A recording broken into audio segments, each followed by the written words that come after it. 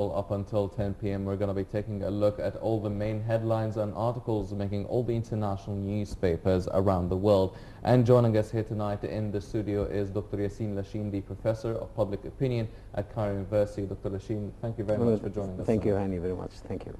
Ladies and gentlemen, first off, before we delve into our main topics and our main articles, let's take a quick look at the main headlines making the newspapers around the world. First off, we start with the Guardian newspaper, and we read, Libyan authorities give Islamist militia 2 days to leave their bases. Now, the Libyan authorities have given armed groups 2 days to vacate military bases and compounds as they seek to capitalize on the wave of people power that drove in Islamist militia from Benghazi at the weekend. Jihadist militias in Derna, Libya's Islamist stronghold, threw in the towel on Sunday, withdrawing from their stronghold and announcing they were disbanding to avoid a repeat of the scenes in Benghazi, in which angry crowds sent armed gunmen fleeing. One of the routed militias was blamed for an attack on the U.S. consulate 2 weeks ago that left 4 Americans dead, including the ambassador Chris Stevens. And moving on to The Independent, we read another article headlined that Pakistan condemns minister's $100,000 Muhammad film bounty. Islamabad distanced itself from a reward for anyone who kills the makers of the video. Pakistani authorities were yesterday trying to distance themselves from comments by a minister who has offered a $100,000 bounty for anyone who kills the maker of the anti-Islamic film that has triggered outrage across the Muslim world. A day after last Friday's government-organized peace protest that left 21 people dead and more than 200 injured, the country's railways minister, Ghulam Ahmad Bilur, invited members of the Taliban and Al-Qaeda to take part in what he said would be a noble deed. Given the chance, he added he himself would kill the man behind the controversial film. Obviously, this film caused a lot of controversy around the Arab world and the Middle East as a whole. Moving on to Le Figaro, we read another article titled New Channels Are the Jihadists' France. In recent months, Islamists left France or other European countries to join the north of Mali, which employs 3 Islamist groups, Aqim, Ansar Din and Mujao. Designated as the main enemy by Aqim, France has made the terrorist threat in the Sahel one of its major concerns in foreign policy. The threat became urgent, immediate and multifaceted, says a French diplomat. It even over time transformed into a national security issue. And finally, from El País, Passos Coelho bows to popular protests over salary cuts.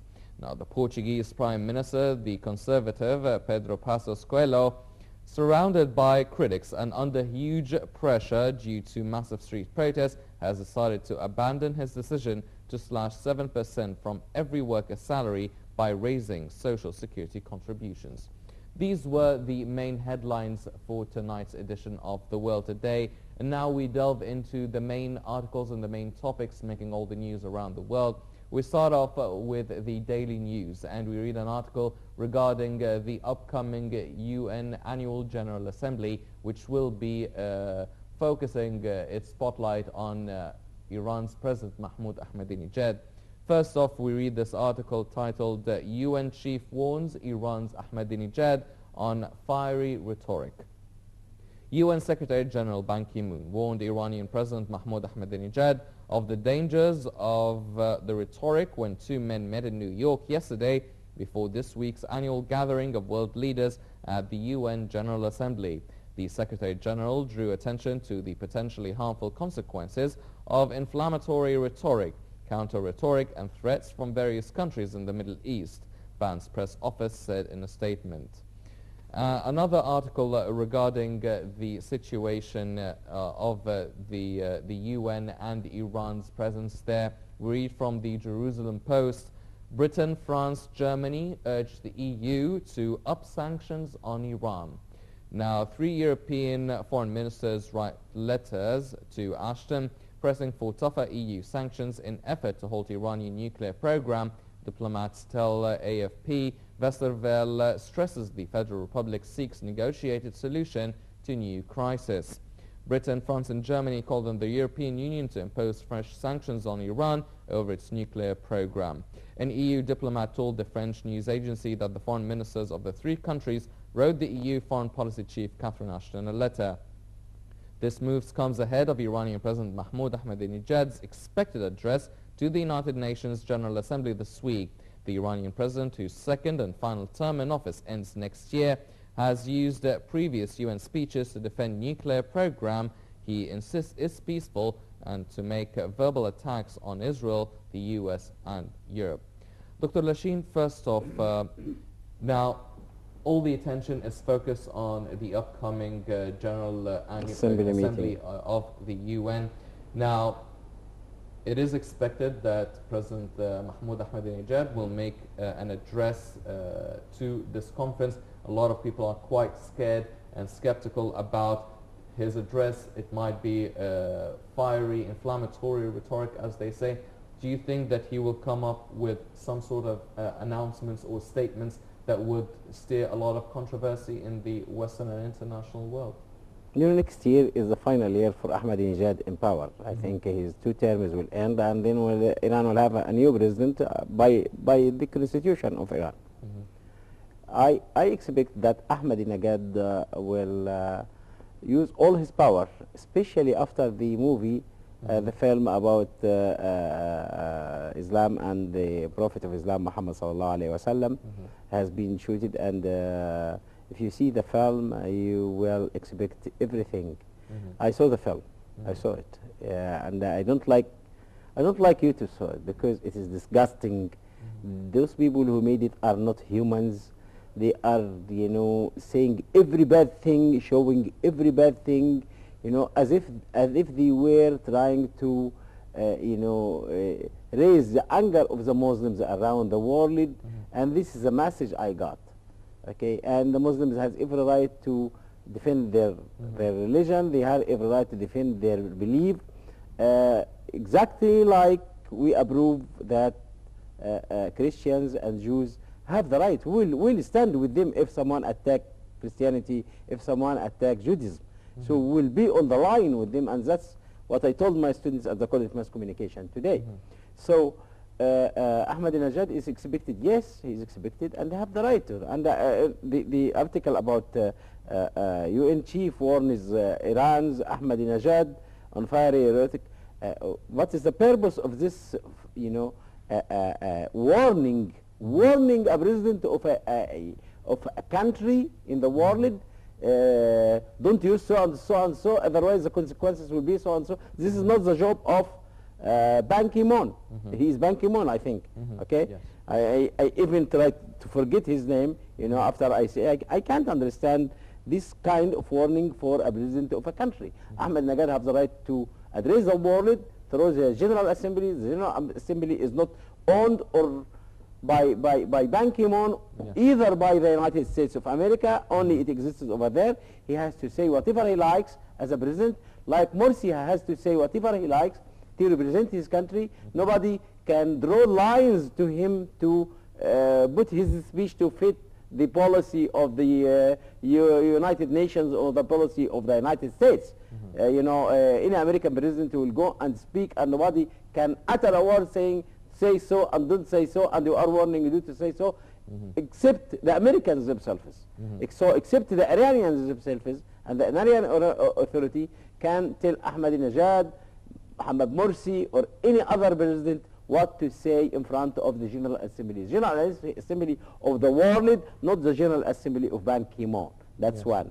Two, I have been hearing about the Iranian nuclear activities since 2000, the year 2000, till now 2013, and go and fro, and like this. Aren't we able to reach a final judgment whether this was peaceful or not peaceful or military? I think the world can do this. It's not an impossible, it's not a dilemma. Okay, so once and for all, people could go and finish this business and let Iran do whatever it likes, Otherwise, why we don't pay attention to Israel? Because it doesn't sign. Well, the signature doesn't mean anything for me as a citizen. Okay, so I can withdraw my signature at any time as long as my enemy, those people who are attacking me, those people who are threatening me, have this atomic bomb. I think Iran have all the right to develop its nuclear project as long as it's peaceful, and you know, the rules which are applied in Iran should be applied. And any call for more sanctions on Iran will hurt the Iranian people. And the Iranian people are hurt like all Muslims around the world.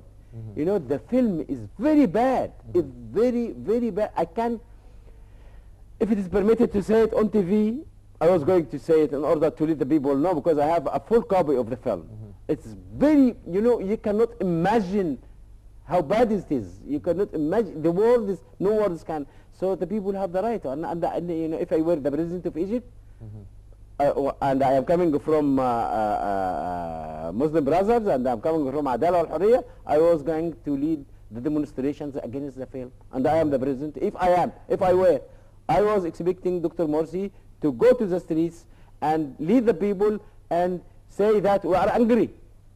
We are angry. You know, we are expressing our anger. We don't like Judaism, Moses, Jesus to be dealt like this. Okay, and give a clear message. And when he leads the people, he will be able to control all these young boys and all these young guys who throw some, you know, stones and the American embassy. The American embassy is not Mecca. Okay, as long as they are, you know, hurting us in our religion. So if I were the president, I was. Someone told me, "Do you like the president to go and do this?" Yes, why not? The president is one of the people. If he leads this and give a message of anger to the West, to the Americans, to those people who did this. But I would like to say that I'm in touch with the Coptics in Egypt, and I have, you know, good relations with them, and I can say they have nothing to do with it. And they are very angry, and they are very afraid, and they are very sensitive to anything. Egypt is unified. Whatever people, any other people would like to, you know, this. And what happens in Afghanistan, you know, Afghanistan is they are tough people. They are good Muslims. I visited this country over there, and even North China. They are good. There are good Muslims over there, and they have good, strong, you know, they are hanging to religion, and they are defending their faith. You know, what people are expected to see it and say, yeah, hello, that's nice, okay, you know, go away with it. No, this will never happen. I know that I'm addressing good minds. I'm addressing the people who knows English. I'm addressing the literate people, but we are human beings. You know, this is our religion. This is our blood. You love your religion. I'm calling for the people of the West and the people in the United States. You love Christianity. You love Judaism. We also love Islam. We are a human being like you. Don't hurt